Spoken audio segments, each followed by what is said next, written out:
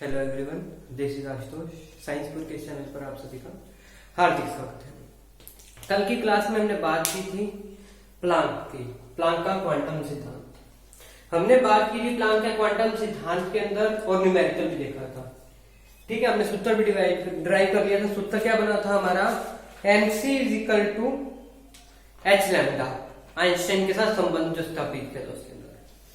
तो अब हम इसके अंदर देखते हैं, इसके बाद जो ये हमारा होता है, क्या नाम लेते हैं, कणीय प्रकृति के अंदर चाल को किससे दर्शाते हैं? देखिए, कणीय प्रकृति है, कण के रूप में है, कोई चीज है, कोई कणों के रूप में निकल रही है, मतलब जैसे इलेक्ट्रॉन्स के रूप में निकल रही है, तो उसको किससे दर्शाएंगे? उस चीज को भी देखना जरूरी हो गया।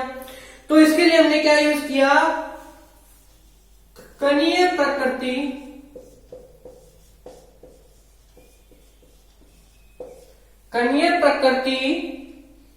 में चाल को किससे दर्शा दिया? C से दर्शाते हैं। चाल को C से दर्शाते हैं, तो C इज इक्वल टू क्या हो गया? C is equal to V, यही हुआ। MC इज इक्वल टू क्या? E is equal to MC था, है ना? तो H लैम्डा बाय MC होता था पहले। अब ये C जो है, ये किसके बराबर हो रहा है? E के बराबर हो रहा है। तो हम इसको क्या लिख सकते हैं? E के बराबर है, तो ये हम इसको क्या लिख सकते हैं? mv। H lambda is equal to mv। तो संवेग क्या होता है? संवेग किससे ज्ञात करते हैं? संवेग इज इक्वल टू क्या होता है? संवेग द्रव्यमान इंटू वेग, द्रव्यमान इंटू वेग किसके बराबर होता है? संवेग के बराबर होता है। ये हमने बात कर ली। तो क्या फॉर्मूला क्या ड्राइव हो जाएगा? P इज इक्वल टू क्या हो जाएगा? H lambda. P is equal to क्या हो जाएगा? H lambda. यहां पर हम क्या कह रहे हैं? P क्या है? कणीय प्रकृति। लैम्डा क्या है? तरंग दैर्ध्य। P क्या होता है? P इज इक्वल टू कणीय प्रकृति, लैम्डा इज इक्वल टू क्या है? तरंग दैर्ध्य। ये हमने बात की। अब हम बात करते हैं आइमन इफेक्ट और स्टोक इफेक्ट के बारे में। देखो, दो अलग अलग साइंटिस्ट थे, उन्होंने अपना अपना क्या किया? एक्सपेरिमेंट किया।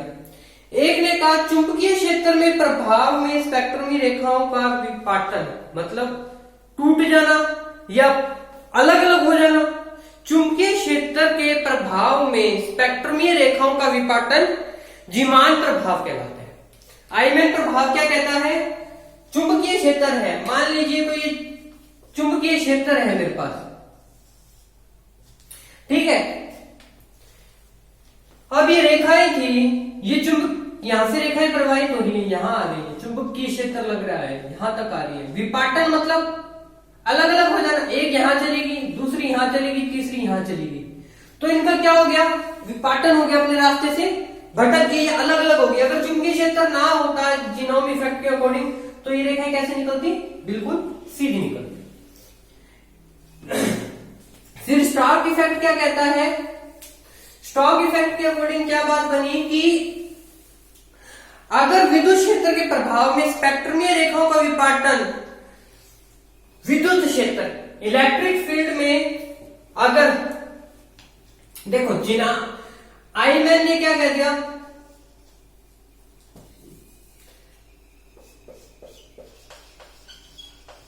आइमन और क्या था? स्टोक। देखो आइमन ने क्या कहा? आइमन कहता है चुंबकीय क्षेत्र के अंदर स्पेक्ट्रमीय रेखाओं का, चुंबकीय क्षेत्र में स्पेक्ट्रमीय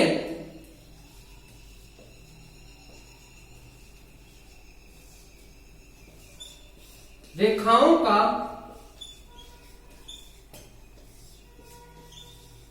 विपाटन। और स्ट्रोक ने क्या कहा? स्ट्रोक ने कह दिया विद्युत क्षेत्र के प्रभाव में, विद्युत क्षेत्र के प्रभाव में किनका विपाटन? स्पेक्ट्रम ही है।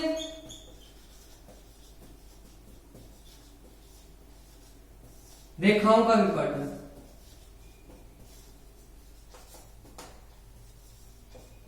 विपाटन इसको क्या नाम दिया? जीनोम प्रभाव दिया। इसको क्या नाम दिया हमने? स्टार्क प्रभाव दिया। ये दो इफेक्ट अलग अलग थे। अब हम इस जो भी हम टॉपिक कर रहे हैं ये इसकी एक बहुत ही इंपॉर्टेंट इक्वेशन है या सिद्धांत कह दो, डी ब्रोगली का सिद्धांत या डी ब्रोगली का द्रव्य की द्वैत प्रकृति। देखो डी ब्रोगली आए कितने में आए? उन्होंने अपना एक्सपेरिमेंट किया 1920 के अंदर। 1920 के अंदर डी ब्रोगली ने एक एक्सपेरिमेंट किया। इस एक्सपेरिमेंट में उन्होंने क्या कहा? जिस तरह से प्रकाश की प्रकृति क्या होती है? द्वैत होती है। उसी टाइप से जो क्या द्रव्य है, लिक्विड है, उसकी प्रकृति भी कैसी होती है? द्वैत होती है। ठीक है, मतलब द्वैत प्रकृति दर्शाता है कि पदार्थ है, जो तात्पर्य क्या होता है? द्रव्य में सूक्ष्म कण होते हैं। जैसे कोई द्रव है, क्या दर्शाती है जी? मैंने कोई लिक्विड लिया, वो किन से बनके बने? इलेक्ट्रॉन, प्रोटॉन, न्यूट्रॉन, कणीय तरंगे, दोनों गुण दर्शाते हैं। ठीक है, तो इन चीजों से मिलकर बने। तो डी ब्रोगली ने ये कह दिया। तो हम डी ब्रोगली का एक्सपेरिमेंट भी देख लेते हैं, क्या कहते हैं डी ब्रोगली।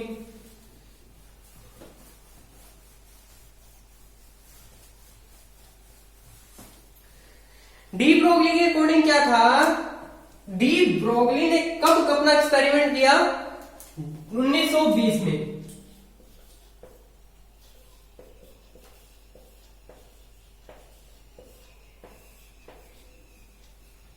डी ब्रोगली ने 1920 के अंदर अपना क्या दे दिया?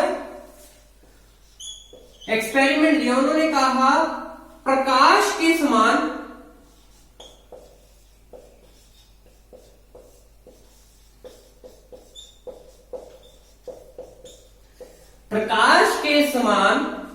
जो तरंग है, द्रव्य है, की प्रकृति भी द्वैत होती है। प्रकृति भी कैसी होती है? द्वैत होती है। मतलब जो प्रकाश है वो भी कैसा होता है? किनसे मिलकर? जो द्रव्य है वो भी किनसे मिलकर बना हुआ है? तरंग और कण दोनों से मिलकर बना हुआ है। जब द्रव्य द्वैत प्रकृति दर्शाता होता है, उन्होंने एक पॉइंट कहा, जब द्रव्य द्वैत प्रकृति दर्शाता होता है, प्रकृति दर्शाता है,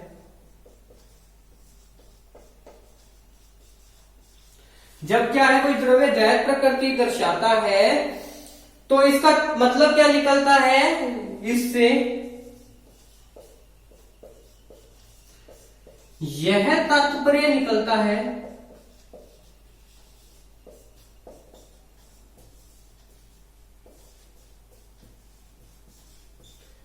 कि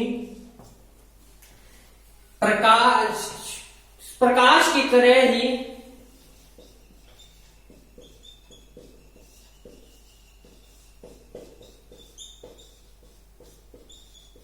द्रव्य भी या द्रव्य में भी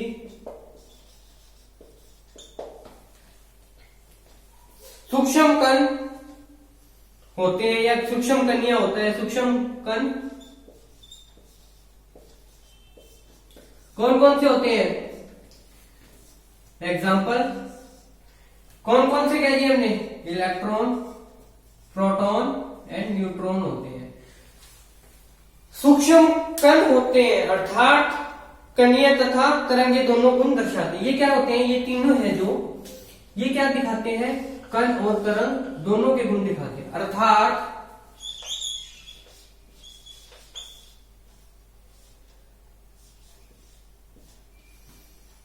द्रव्य भी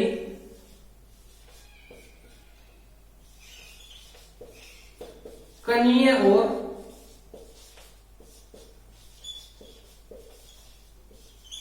तरंगीय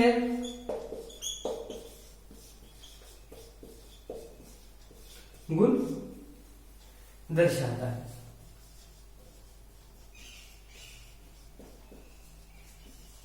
डी ब्रोगली ने अपने सिद्धांत के अंदर यह बात कही।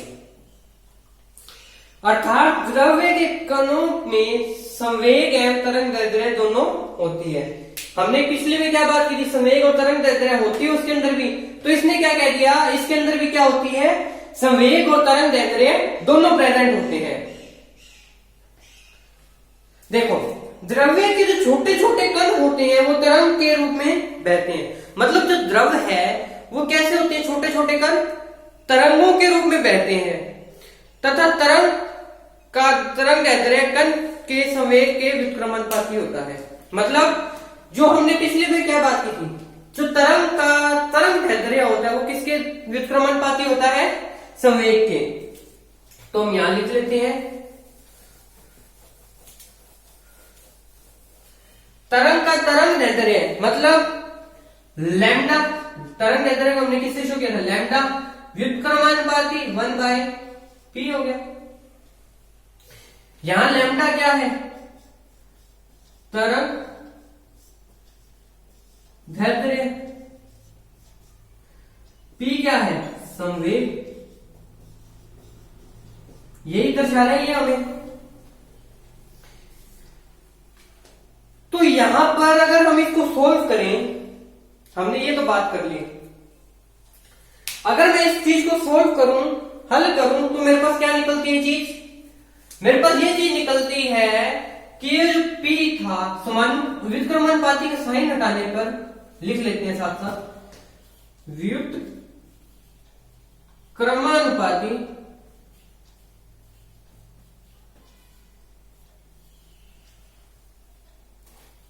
का चिन्ह हटाने पर क्या हो जाएगा? Lambda is equal to h/p। यहां h क्या है? क्या है? प्लांक स्थिरांक या कांस्टेंट? Planck constant.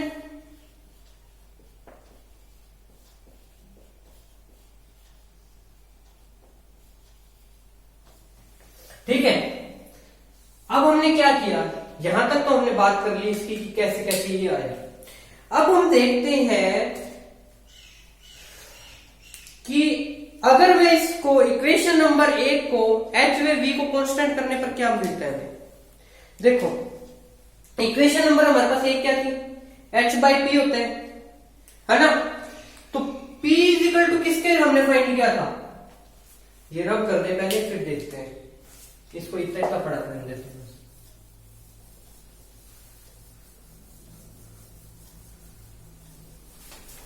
देखो, P इज इक्वल टू हमने क्या कहा था? P इज इक्वल टू क्या होता है? mv। ये बात बोली थी पहले भी। P is equal to mv कैसे फाइंड किया था? h/λ इज इक्वल टू क्या होता है? mv होता है। तो यहां क्या आ रहा है? h/p। P is equal to h/λ। एक ही बात है। तो क्या हुआ? P इज इक्वल टू क्या आ गया? mv आ गया। तो इसको क्या करने पर, पुट करने पर, लैम्डा इज इक्वल टू क्या हो जाएगा? h/mv। इसको हमने क्या नंबर दे दिया? इक्वेशन 1। इसको अगर हमने 1 नंबर इक्वेशन दिया तो अब हम क्या करेंगे? इक्वेशन नंबर 1 में h व v को क्या करने पर? कांस्टेंट करने पर।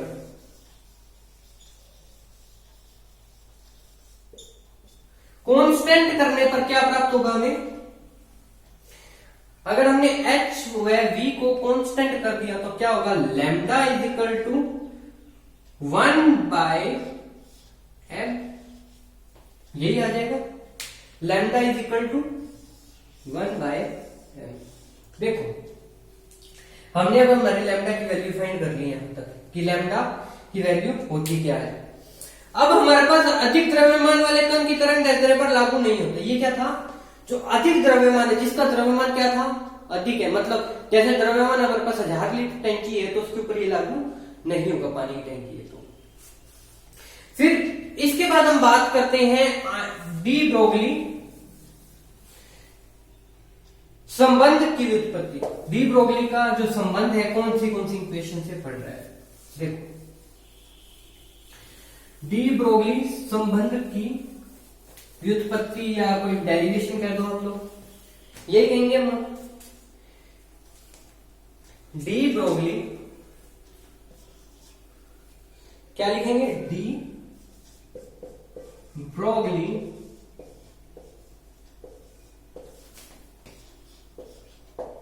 तरंग, डी ब्रोगली संबंध की व्युत्पत्ति।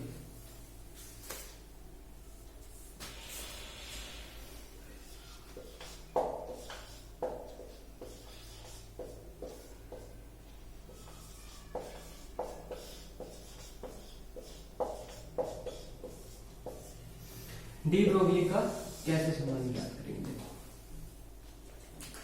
मैंने क्या किया, सबसे पहले क्या किया, प्लांक की जो समीकरण आई थी, ऊर्जा समीकरण आई थी हमारे पास, क्या थी?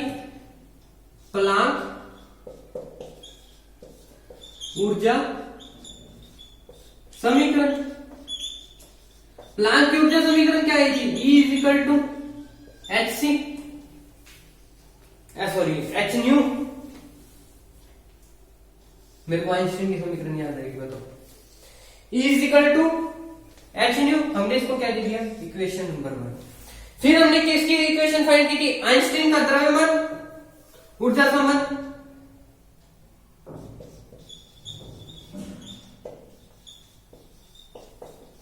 द्रव्यमान ऊर्जा संबंध क्या आया? द्रव्यमान ऊर्जा संबंध क्या आया था उसका? E is equal to mc²। 2 number equation दे दिया हमने इसको। अब हम क्या करेंगे? 1 और 2 से क्या करेंगे? हम आगे का हल करेंगे। Put value of equation number 1 in equation number 2। 1 की जो वैल्यू आई है उसको 2 में रखने पर क्या बनता है? देखो क्या आ जाएगा? E की वैल्यू क्या है? h nu is equal to mc²। 3 number equation दे दिया मैंने इसको।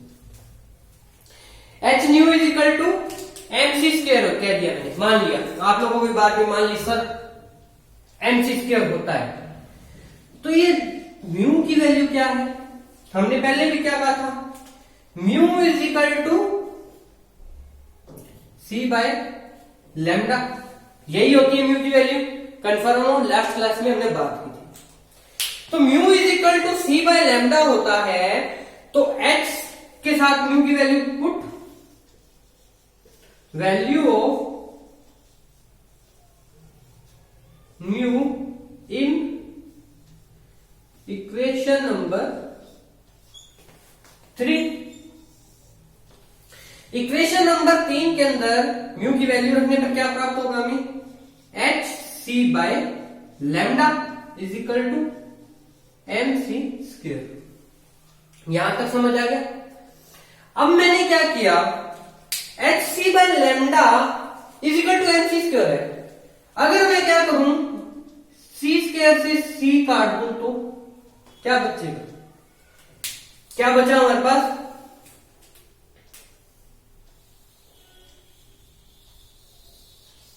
देखो तो क्या बच गया? h/λ इज इक्वल टू क्या हो गया? mc। यही आ गया हमारे पास। इसको मैंने क्या नंबर दे दिया, इक्वेशन नंबर 4। अब मेरे को क्या फाइंड करना है, h की वैल्यू। हमने 3 तक क्या किया था, 3 तक हमने फाइंड की थी h lambda equal to mc। चौथी के अंदर हमारे पास ये आ गया। अब मैं क्या करता हूं, इस लैम्डा को h बाय लैम्डा क्रॉस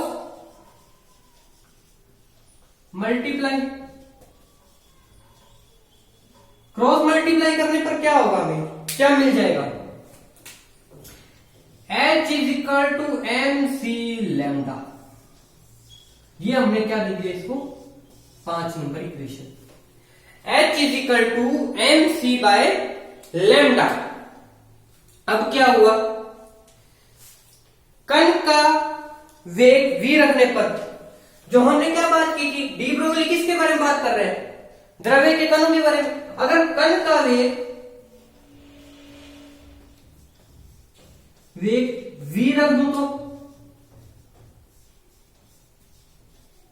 तो h इज इक्वल टू क्या हो जाएगा, m v लैम्डा। ये बन जाएगा, mc की जगह क्या आ जाएगा,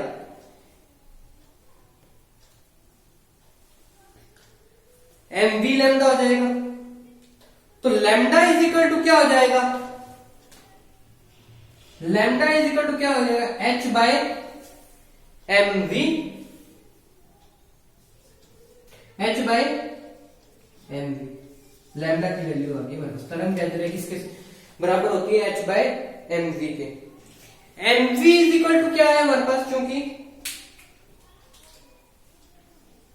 M V is equal to किसके बराबर हो रहा है, p के बराबर हो रहा है। हमने क्या बात की थी पीछे, p is equal to M V होता है, संवेग इज इक्वल टू द्रव्यमान, और वही बात की थी हमने, p इज इक्वल टू क्या होता है, एम वी होता है। तो लैम्डा इज इक्वल टू क्या आ गया हमारे पास, h by p, h by p।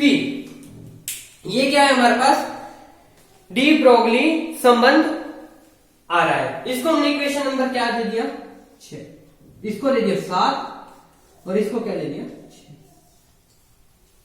हमारे पास क्या है main value, so lambda is equal to h by p। ये आपको याद रखना है, इसी के ऊपर आपसे क्वेश्चन पूछे जाते हैं। नोट कर लीजिए, स्क्रीनशॉट ले लीजिए इसका, काफी बार पूछा जाता है। 9th-10th के लेवल पे अगर आप किसी बच्चे को पढ़ा रहे हो तब ये चीज पूछी जाती है काफी बार। अब मैं आपको क्वेश्चन देता हूं, क्वेश्चन क्या है मेरा, 0.1 किलोग्राम द्रव्यमान की कोई गेंद 10 मीटर पर सेकंड वेग से गति कर रही है तो उसकी तरंग दैर्ध्य है। क्या कह रहा है, देखते हैं क्वेश्चन।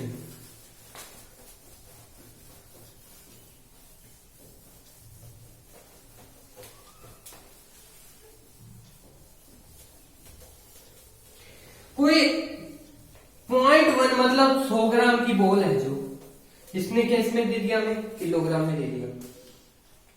m कितना दिया हुआ है क्वेश्चन के अंदर हमें,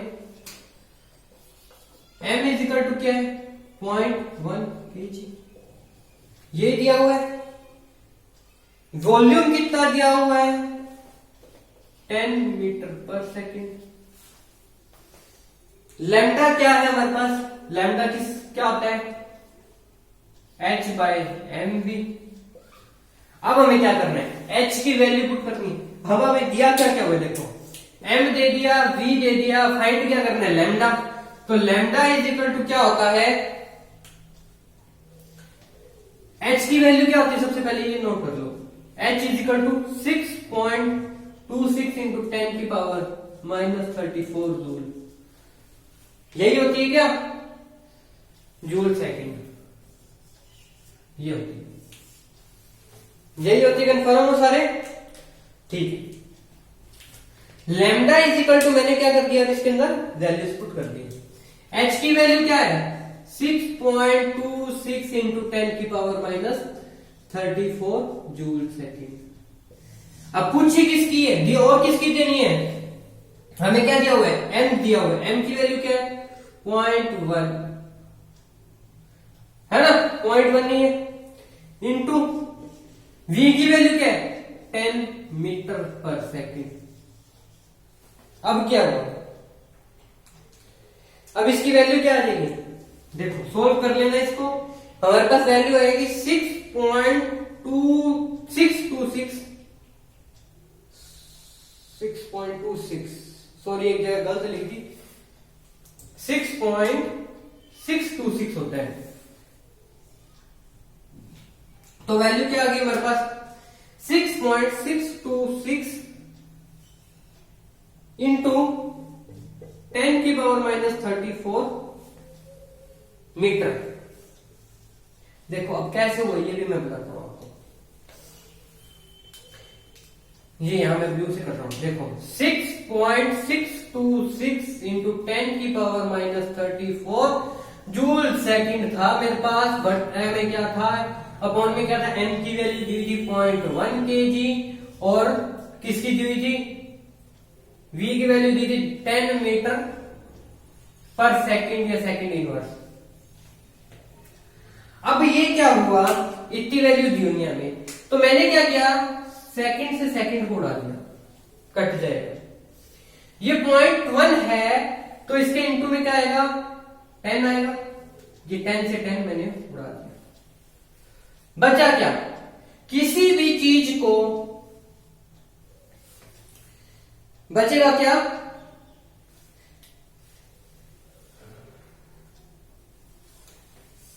किसी भी चीज को 1 से अगर मैं डिवाइड करूं तो क्या आएगा, उतनी ही आएगी, पर ये वैल्यू किसके अंदर आएगी, मीटर्स के अंदर। क्यों, ये केस में थी केजी।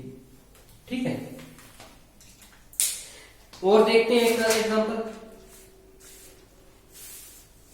इलेक्ट्रॉन का द्रव्यमान अगर कितना दिया हुआ है मेरे को 9 चलो पहले नोट करते हैं साथ साथ, बाद में नोट नहीं करना पड़ेगा। क्या दिया हुआ है, इलेक्ट्रॉन का द्रव्यमान, ये आप लोग खुद करोगे, कल मैं सोल्व कराऊंगा। इलेक्ट्रॉन का द्रव्यमान कितना है 9.1 इंटू 10 की पावर -31 kg। ठीक है, यदि इस पर इलेक्ट्रॉन की गतिज ऊर्जा, द्रव्यमान है इलेक्ट्रॉन की गतिज ऊर्जा कितनी है, 3 इंटू 10 की पावर -25 जूल है, तो 3 इंटू 10 की पावर -25 जूल है, तो इसकी तरंग दैर्ध्य है, तो क्या फाइंड करना है आप लोगों को, लैम्डा फाइंड करना है। आप लोग ये खुद से करोगे, कल हम बात करेंगे। मैं चलो आपको फॉर्मूला बता देता हूं, क्या है 1/2 mv इक्वल टू, स्टार्टिंग इस फॉर्म में से हुई है, मैं बता के जा रहा हूं, 1/2 mv square is equal to 3.0 into 10 की पावर कितनी दी, प्रकाश का वेग क्या होता है, सॉरी प्रकाश का नहीं, यहां पर किसका पूछ दिया हुआ है, गतिज ऊर्जा का। तो गतिज ऊर्जा के लिए क्या होता है 3 इंटू 10 की पावर -25 जूल। यहां इसके अंदर अब आके आप वैल्यू पुट कीजिए, आपको इसका आंसर मिल जाएगा। कल हम इसके ऊपर इस न्यूमेरिकल को सबसे पहले सोल्व करेंगे, उसके बाद हम बात करेंगे हाइजेनबर्ग की अनिश्चितता का सिद्धांत। हाइजेनबर्ग का सिद्धांत क्या कहते हैं उसके बारे में।